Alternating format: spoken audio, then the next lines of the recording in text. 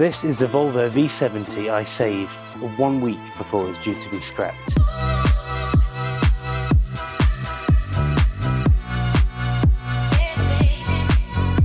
Now, if you'd watched my first video on the Volvo, you'll know that there's actually quite a few problems with it. So, the windscreen wiper doesn't want to be part of the car anymore.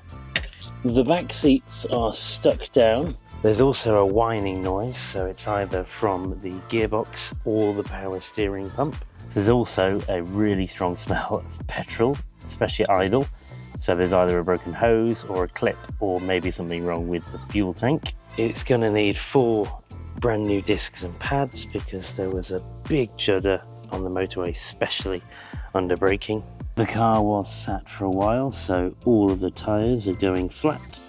So when I decided to take on this project Volvo, I knew there are things that I can do myself, but I'm also under no illusion there are lots of mechanical things that I simply cannot do to a good enough standard, especially when we're giving this car away for free. So I'm partnering with ClickMechanic to not only do the full pre-purchase inspection on this car, but they're also going to help do the work that I simply can't do myself. But more importantly, they're going to be directly benefiting the new owners of this car by taking the stress and any worry about taking on a car, because they're going to help support them. So there's really good, genuine reasons for doing this series and partnering with ClickMechanic. So here's Scott from ClickMechanic, and he's going to explain a bit more about what ClickMechanic is. Thanks, Will. So at ClickMechanic, we make it really easy for drivers to book trusted, vetted local mechanics, whether that's servicing, repair or inspections anywhere in the UK. We help thousands of customers every month. And really, it's all about taking the stress out of car repairs, giving you peace of mind, and especially when you're buying a used car like this, providing pre-purchase inspections. We're slightly different than traditional garages because we work with a nationwide network of mobile mechanics and garages who will either come to your home or will come and collect the vehicle and take it back to the garage and drop it off afterwards. Not only that, we give instant fixed price quotes online through our quote system on the website. And we also give a 12-month warranty, so you know exactly what you're going to pay up front. And on average, our customers save up to 47% versus franchise garages. So I'm here with Rob from ClickMechanic, and we're going to do the pre-purchase inspection and see exactly what's wrong with this V70. So yeah, Rob, nice to meet you. Nice to meet you, Will. So yeah, just give us an overview of what a pre-purchase inspection is and then what it will involve for the Volvo. So pre-purchase inspections generally tend to be making sure you've got all the safety features that are operating, there's no major damages, major oil leaks, fluid leaks. Basically just making sure it's safe for the road, making sure there's nothing that's going to jump out and bite you a few miles down the road after buying a car. Nobody likes surprises, basically. Exactly, and obviously the fact that we're giving away this car at the end of it, we obviously want to make sure that we're following all the procedures. We want to make sure that we know what we're getting ourselves into, what work needs doing, and then of course when we give it away, it needs to be safe for the family or charity or cause that we give it to in the first place. So yeah, we'll get started, shall we? Yep, absolutely. Cool. So first step in the PPI is going to be the interior to make sure that all the safety features are working. So Rob, we're inside the car. Let's go through your normal process of pre-purchase inspection. Okay, so generally speaking, go through the basic safety procedures first. Make sure your seat belts, make sure everything's free and it locks out when you snatch it. Yeah. Part of the safety feature there. You've got no tears or anything like that in there. At the base of it, it's nice and secure in there. You pull her all the way out. Check buckle. Make sure that's not one that sometimes they do just jump out and that's not ideal. Yeah. Releases, everything's fine there. That's all right. So that's your main thing there, your main safety feature. Everything else after this really is a little bit more supplementary. Yeah. So while we're sat in the car, we check lights, horn, things like that from assistance. Check, make sure. I'll shut this door over a little bit. Yeah, so there's no handle there. That needs fixing. Yeah, that's fine. Yeah, we'll get to that. No problem. We can do function test now to confirm the windows, make sure they all work. So the front ones are all the way up, rear ones all the way down. Yeah. I'll drop these back down because it's a warm day. Yes, and there's quite a strong Volvo smell. Yes, it's nice. Yeah, nice petrol smell. Yes, there is, yeah. No headaches, hopefully. Yeah. And we'll check as well aircon, because everybody likes aircon. But yeah. You can hear that kicking in already, that's fine. Yeah, you can hear the pump, can't you? Yeah. Headlights work, we know that. We've checked those on you. You've you've used your tyre inflator as well, haven't you? Yeah. In the cigarette lights, so we know that works well. Yeah. That's a good one to check. Excellent. So I'll do a bit of a station check as well. So rocking the steering a little bit as well, you'll be able to hear if there's any play in the rack or in the rod ends or anything like that. Yeah. So top mounts as well. Can't really hear anything. Yeah. With the age and the mileage as well, you'd expect something, but there's not much, to be honest with you. That's all right. The born test will make Scott jump. That's fine. He didn't jump. That's all right. I was expecting that. Excellent stuff. So we'll check the mirrors as well, see whether or not they're able to. Yeah. Yeah. Right. Okay. That's fine. Near the gaffer tape slapping around a bit. But it works. That's the main thing. Yeah. So check the right hand one. That's good. That's nice. Basically, just checking that everything that is fitted is working and functioning. Maybe not as it was brand new, but it's working. That's the main thing. So we're going to cook ourselves in the car now and see whether or not it does get nice and warm, because when it comes to winter, nobody wants a cold car. Yeah. Likewise, we've already checked feel that already. Yeah, excellent stuff. I'll turn that back down before we fry. Yeah. You checked the lights? Yeah. Checked the lights, haven't you? So that'll be the next thing. We're going to have somebody walk around, check dip beam, side lights, indicators, fog lights, make sure the wipers on the headlights work, get in the rear, reverse, fog lights, etc, etc. All right, should we get Scott to do that now? We can do that, yeah. We'll get Scott to do that. So next up is checking the lights front and rear. So this is best done with someone helping you for the headlights, indicators, and then at the rear, brake lights, indicators, license plate lights. If you don't have someone to help you, you can do this at night time in front of a wall or garage. Sorted. So we're all sorted on that. So realistically, your safety features for you driving the car, apart internally, everything's okay. You've got no lights on there indicating you've got any issues with the airbags. Talk us through the next part of the pre-purchase inspection then. So this part we're onto now, under the bonnet, so we're going to check, make sure there's no major oil leaks, make sure your fluids are all right, everything's secure, no missing panels that shouldn't really be there or anything that's insecure. Yeah. Basic things really, anything that looks obviously wrong is most likely wrong. Yeah. So having a look around, straight away here we've got on the power steering bottle there, fair enough it's got enough fluid in that, but you've got a good amount of residue which looks like it's either been overfilled or if it's been spilt or something along those lines, but it's dripped down there. So it's, as we go to the part where we look underneath, we're able to see whereabouts it could have tracked down from, so it's a bit of an obvious place where it could have come from, so we're not looking elsewhere, not chasing something that isn't actually there. Yeah. So the other thing as well, checking, especially on older cars as well, make sure you've got no cream in there as well, which is indicative of coolant, like head gasket failure and things like that, or oil cooler failures. Yeah. Volvos typically don't suffer from any sort of major issues. Obviously, it will need a service and new oil, new filter, all that sort of thing. Of course, yeah. You check the actual level as well. I know we're not fully on level ground, but it still gives a good indicator that it's got enough in. Yeah. Which it does. Got plenty on there, which is nice. And it's fairly clean as well. I was going to say it's not too dirty actually. No, with it being petrol as well, generally speaking, they don't tend to get too bad. Yeah. It's diesels that as soon as you change the oil, become black straight away. So checking fluid, things like that. Obviously, this is warm. Yeah. So you don't really attempt to do that, which is fine. There's no oil residue in there. Level's fine. It's not just water as well, so when it comes to winter time, you've actually got some sort of antifreeze capability as well, so you've not got that issue to worry about. Checking that. Got your brake fluid, clutch fluid at the back. A little bit difficult to see because you've got a cross member in the way. A little bit high, but nothing really too much to worry about, to be honest with you. It's just fine. And some garages will check the water content in them because brake fluid being hygroscopic, it'll affect your braking. You'll end up with brake fade and things like that. So that's another thing I did notice. The brake pedal's a bit spongy. Yeah. So it might be worth bleeding it and putting fresh fluid in it just to be able to try and clear that out. Yeah, I think it might be it's a bit sticky. The brakes might be a bit sticky. Yeah, like I say, it has unfortunately been so for a while. But yeah, for the new owners, it seems like something we should do anyway. Yeah.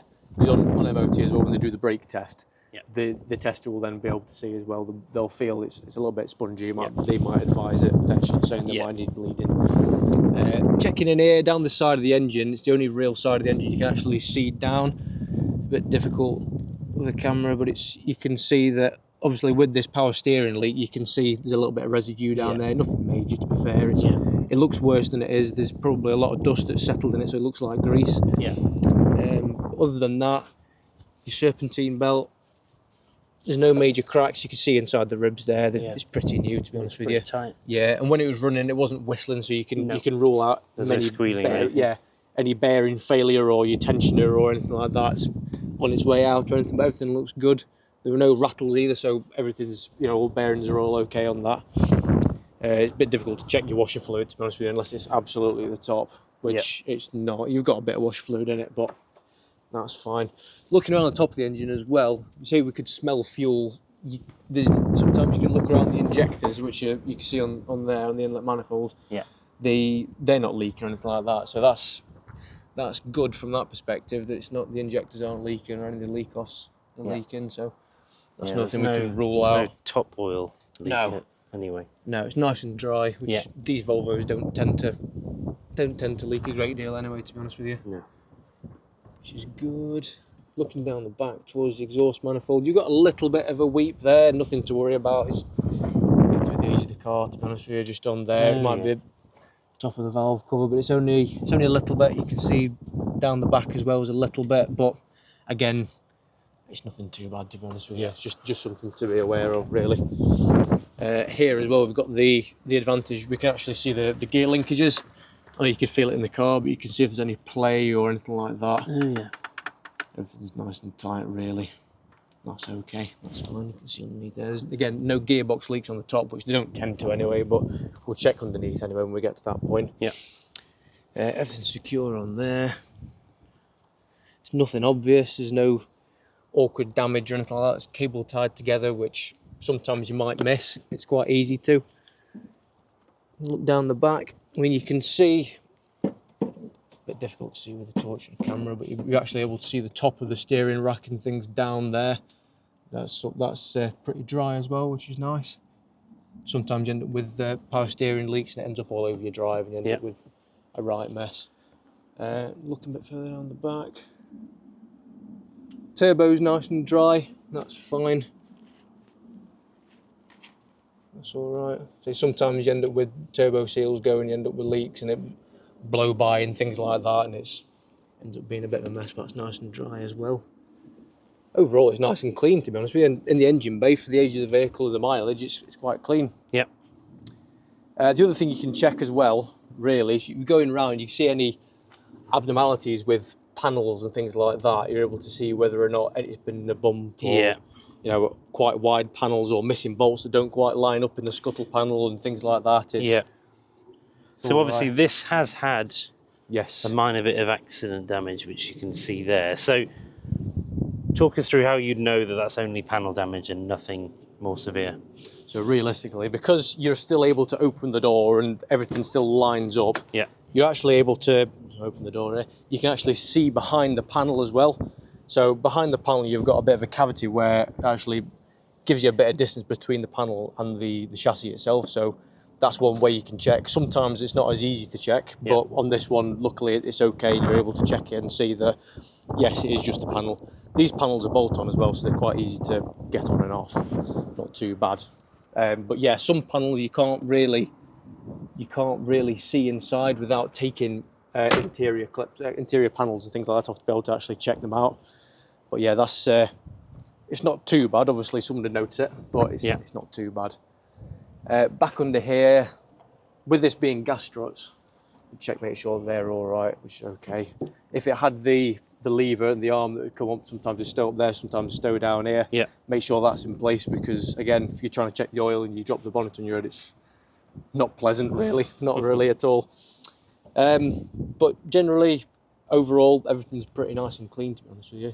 There were no rattles or anything, any cause for concern. The only things really that you could see were the oil residue from the power steering. The actual, looks like a little bit on top of the pump there, but it's nothing really. That could have just been part of it, as it's getting blown up on the side of the engine, it gets caught on the belt and it flings it. But everything else looks alright. In fact, it's got caught on the belt and it's flung it up, because you can just see where it's in line with the engine. It's flung it up onto there, onto the actual acoustic part of that. But again, nothing major at all. bang on. And the actual bonnet opens as well, because sometimes catches get stuck if they're stood for a long time, but it opened up all right as well, so that's fine.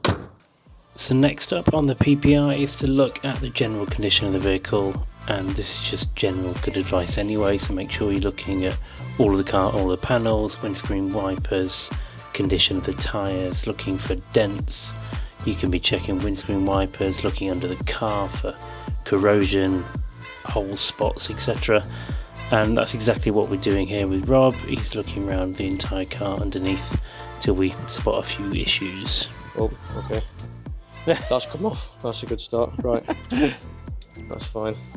Yeah. Might be worth. Yeah, we'll get that replaced. Yeah, because it's just the actual clip itself. In fact, that's the wiper arm that's damaged. Yeah. So it's the wiper arm itself. You get them if from a breaker or something like that for a tenner or something like that. Yeah, we'll do that. We'll get that fixed. Excellent stuff. So a little bit of damage to that, but it's waterproof by the look of it. Put tape over it. It's clear tape, so that shouldn't be an issue. You've got a bit of an ecosystem building up and growing in there, which isn't a major issue. What can be done with that? I suppose you can just drill into that and then let the water out, and then as soon as it's drained, then in turn it will dry out.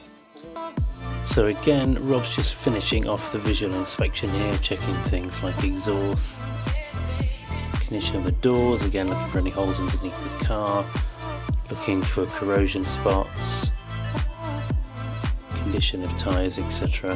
And that really completes the visual and now mechanical section of the PPI.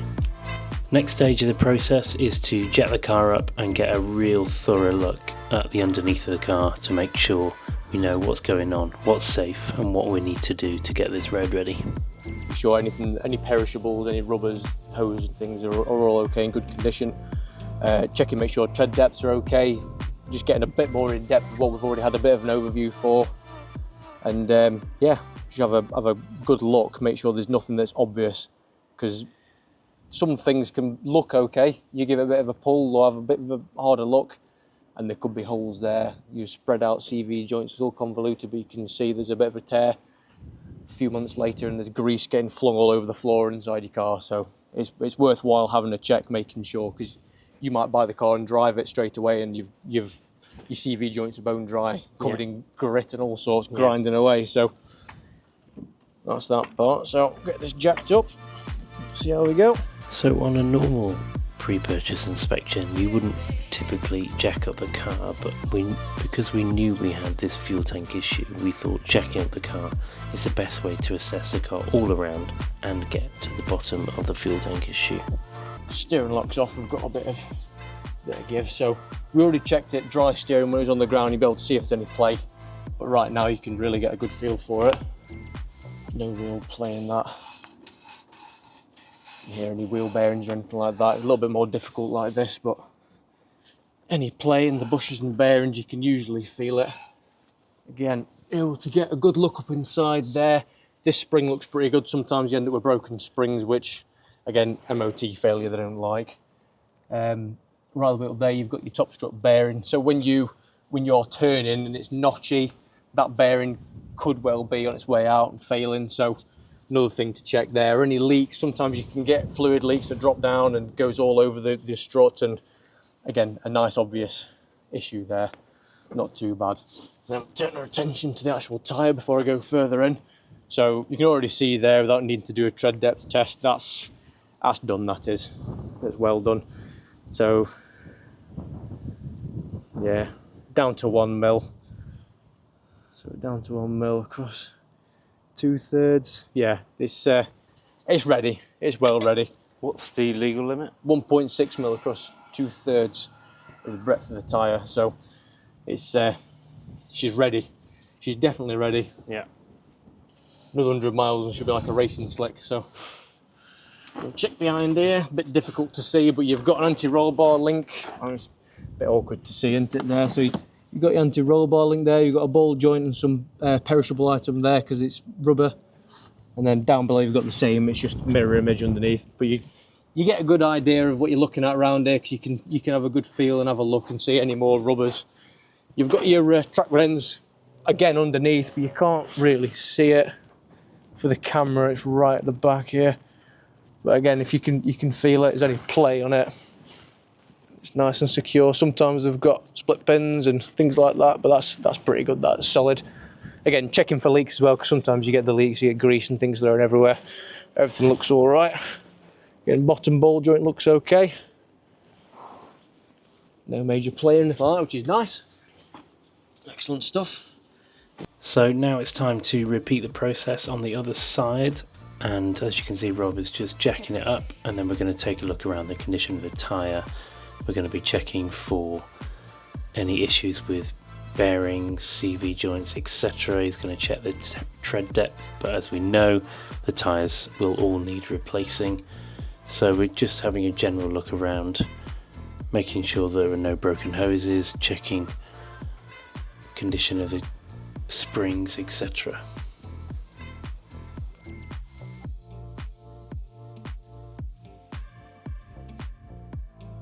Just showing you the other side, but checking in there, these are the convoluted parts of CV joints here.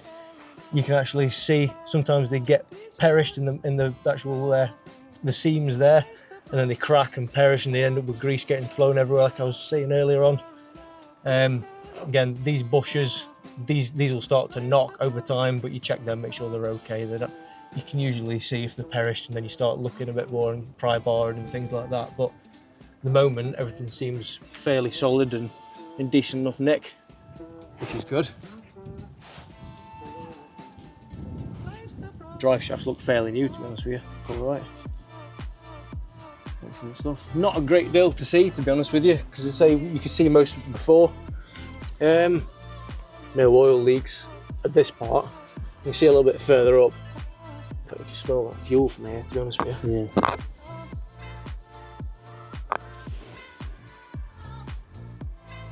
Yeah, that's not fuel, that one, isn't it? I think it's just that power steering leak, to be honest with you, that's tracking down. Yeah. Without fully cleaning the side of the engine, it's difficult to pinpoint, to be honest with you, but it's not a major leak. If it was chucking it out, or it was even dripping, then it warrant investigation, to be honest with you. In fact, now I've got a bit of a better look, you can actually see the turbo's got a little bit of an oil leak on it, but then that might be due to that little bit of weeping on the valve cover itself. I don't know if you want to, do you want to see this, or try and get my torch on it. Let's have a look. So on there, on the turbo itself, I don't know if you can see, you've got a little bit of weeping on there.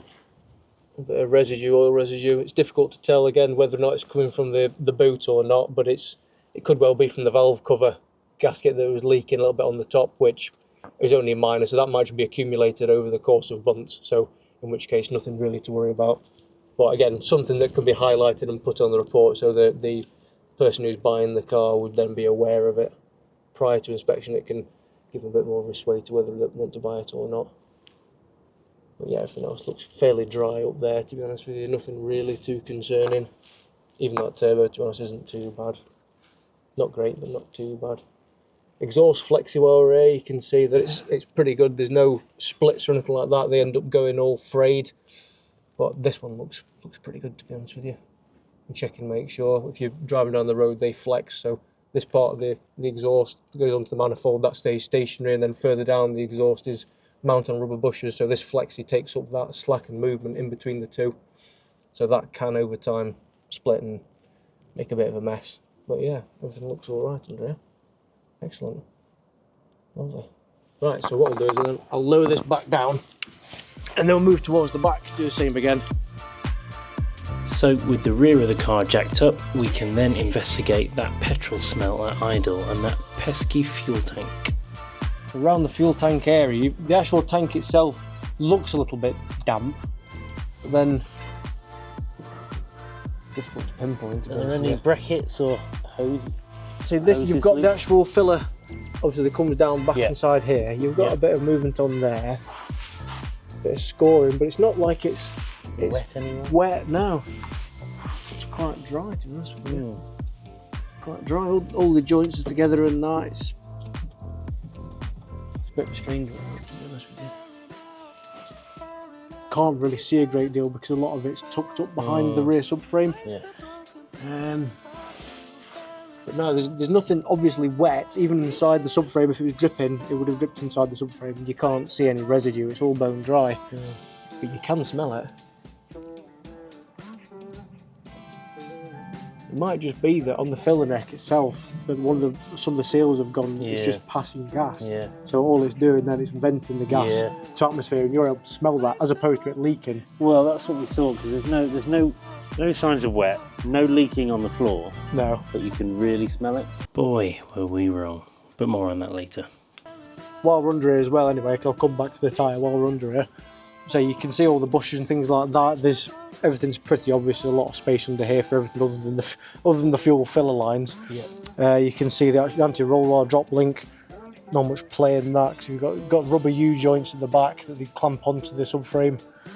You've got your track arm here, no bends and nothing like that. Sometimes people jack them up and they bend, and it's something to watch out for as well on most vehicles because it's all quite thin plate steel. Again, you've got your damper. Suspension, you've got your actual damper there, shock absorber. There's no leaks on that. There's a little bit of corrosion, but there's nothing to worry about there. It's obviously still functioning because when I jacked it up, it was free and it would drop down. Spring looks fairly new. Obviously, you've got a little bit of paint rubbing off there and corrosion on the inside, but literally nothing to worry about there. It's when they break, that's the issue. Your bushes are all in place, there's no perishing and that, it's all right. Have a good feel around top and bottom to see if any bits have dropped off, because sometimes it's not very obvious that a spring has broken. You can check in the top and bottom, see if there's any little bits of the pigtail sat in there. You'll hear it sometimes when you drive over a bump, it'll rattle a little bit when you hit a bump. But no, there's nothing too obvious here, to be honest with you. Everything's nice and dry. And usually when there's dust settled on places, it's pretty obvious if there is anything wet, because it will just stick to it and it'll gleam. You can see it quite obviously. As we move on to the other side of the car, this really was the last chance we had of solving the fuel tank issue. Everything's pretty solid. Can't really see a great deal. You've got your rubber mounts here. We check these because sometimes they perish and they end up falling out and you end up with a bit of a racket. There we go. That's the reason why I was concerned before. The bracket itself is rotten off there. Sorry, I'll drop it on the camera. So you end up you're supposed to have a rubber bush just like on the lower one there to join them. So this is why it's moving quite a bit on there. Okay. Not a massive issue, but MOT testers would see it. Yeah. Would that be an advisory or fail? Probably a fail because it'd be insecure. Yeah. And then again, yeah, most likely. It's a big back box job, which unfortunately they're either a weld-on unit from there, or it's from down there, resonator pipe, and then all the way up. And the top part of the exhaust as well. These delaminate over time, so you can see underneath there where moisture's got in, it's corroded, and obviously the heat cycles, it accelerates it. Yeah.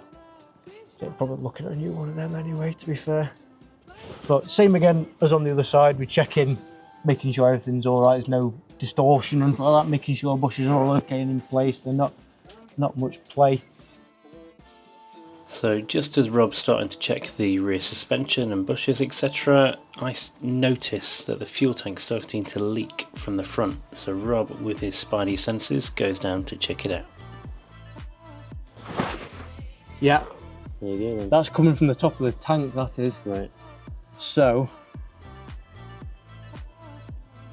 see, because I've jacked it up now, all the fuel has then come to the front here. Okay. Depending on whereabouts the in-tank fuel pump is, it usually tends to be quite close to the front of the tank. Yeah. Because I've jacked up, all that fuel will be then going towards the front of the tank. So if that fuel, if the gasket's gone in there or the vent's a bit knackered, it might well be where it's weeping from in there. But it's certainly not from any of the fuel lines that are down by the side or anything like that. Okay. And you can't really, without taking it apart, you can't really see whereabouts it's coming from, because it's coming from the top of the tank. Yeah. It's not tracking down from anywhere along here, so a bit unfortunate because you can't pinpoint it, but good spot though, because the only time we'd have seen that now is either after a drive or being jacked up like this, so good spot. I suppose this kind of proves why PPIs can be so important, because you're agitating things. Well, exactly. Yeah, you're putting things on, axle stands. You're moving the car around. You can see how these things happen. Absolutely, yeah. And you're able to then put it in positions where it might not always have been. It might have been sat in a drive for a long period of time, they're selling it, and then things get seized, and say brakes and things like that. You're able to then point out where issues are, like exactly like this, as you said. You jack it up and you're exposing things that may not have been exposed for a good amount of time until now. So with the fuel tank issue diagnosed, Rob just quickly goes back under to check the condition of the exhaust, checking back plates and any brackets before moving on to the wheel. So again, what we're checking here is tread depth, tread wear, wear on brake pads and discs, condition of the alloy, and then very interestingly, another reason why these PPIs are so important is we spot an issue on the inside of the alloy. Got a little bit of a buckle on this one, if you want to see that. So I've just put it at the 6 o'clock position just there. You can see it, where is it? I don't know if you can see that, hang on, sorry. Just there. Yeah. So a little bit of a buckle there. The only time really you'd notice that is when you're driving, it might be slightly wobbling, a bit of a noise.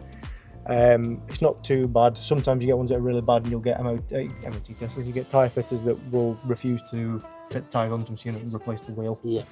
Only because it's not safe and you don't want to be fitting a tyre to an old rim that's the actual wheel itself is damaged, you won't seal, and then you end up with a blowout, and then it's a whole nightmare. Then you don't want to go down that route.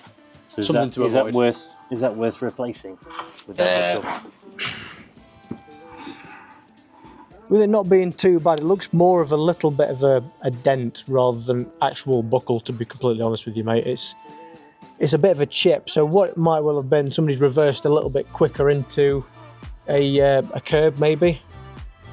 In fact, you just see another one there. So there's another buckle there actually as well. So there's 2 buckles, one at 12 o'clock, one at 6 o'clock. So one up at the top end, one at the bottom end there. This one's a little bit worse where the weights are, but that's a little bit. So it might be worth see replacing. A little bit.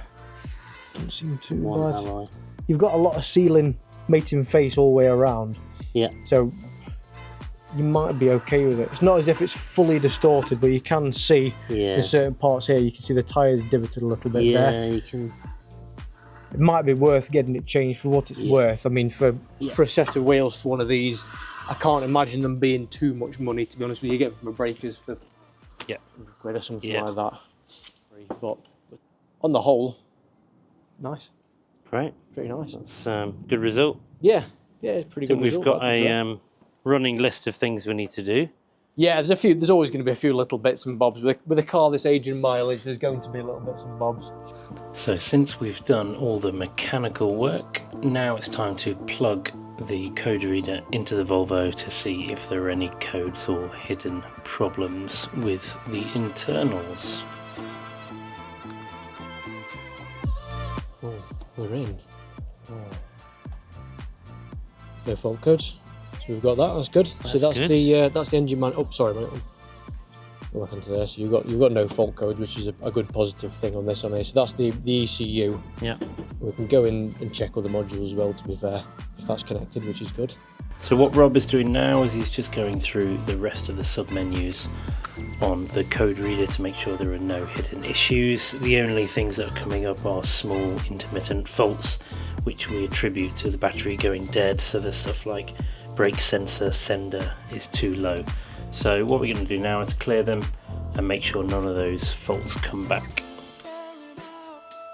Okay, that's really good news. We got it connected and no faults. No faults. So there we have it then. One pre-purchase inspection done with the help of ClickMechanic's Rob. So thank you, Rob. That was actually a lot better than I thought it was. I was very nervous before the video, and no mechanical issues. We do have a to-do list to get through. So we've got 4 new tyres that we need. We're going to go ahead with the new discs and pads. After doing the pre-purchase inspection, we wanted to investigate the whine, didn't we? Yes. So we've isolated that to what you think is a faulty power steering pump, right? Yes. So when you increase the revs, you're able to pinpoint whereabouts it is, and you can see there's oil residue around it, so it gives you a bit more of an idea where to look. And with a stethoscope, you can see as well that you can hear the bearings because you rumbling and whining, so you near enough guarantee that it is that.